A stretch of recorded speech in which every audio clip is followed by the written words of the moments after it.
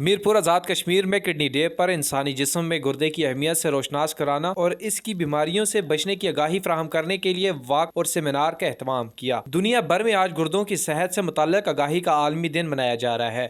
میرپور آزاد کشمیر میں انسانی جسم میں گردے کی اہمیت سے روشناس کرانا اور اس کی بیماریوں سے بچنے کی آگاہی فراہم کرنے کے لیے انجمن فلاح بہبود کے زیر اہتمام واک کی گئی۔ واک میں محکمہ صحت کے ملازمین، سیاسی و سماجی ورکرز اور گردے کے مرض میں مبتلا افراد کی بڑی تعداد نے شرکت کی۔ شرکا واک کا کہنا تھا کہ ہر سال 50,000 سے زائد افراد صرف گردے کی مرض میں مبتلا ہو کر جان سے ہاتھ دھو بیٹھتے ہیں۔ آپ شوگر کو کنٹرول نہیں کریں گے تو توجہ نہیں دیتے۔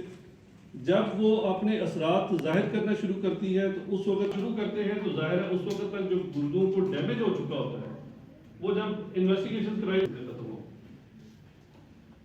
جبکہ بالکل خاص معیار ہے۔ مثلا میں آپ کے ساتھ اس لیے شیئر کر دوں گا کہ آپ یہ پیغام دے کے عام لوگوں تک ضرور جائیں۔ بلڈ شوگر کسی وقت کی 150 سے زیادہ نہیں ہوتی 24 گھنٹے میں۔ چلے اس کو ہم اس طرح سمپل کر دیں، جس وقت بھی چیک کی 24 گھنٹے میں جس وقت بھی 150 سے زیادہ نہیں ہوتی۔ پہلا پوائنٹ یہ، اگر یہ دو چیزیں ہم اپنے ذہن میں رکھ لیں اور ڈائبٹیز کے پیشنٹس جو ہیں وہ ان دو چیزوں پہ، اور پھر یہ کہ ہم دوائیوں پہ بہت سارا بوجھ ڈال دیتے ہیں۔ اب یہاں سے جائیں گے چوک شہیدہ تک واک میں شامل ہونے کے لیے تو ہم بھی گاڑیوں پہ ہی جائیں گے۔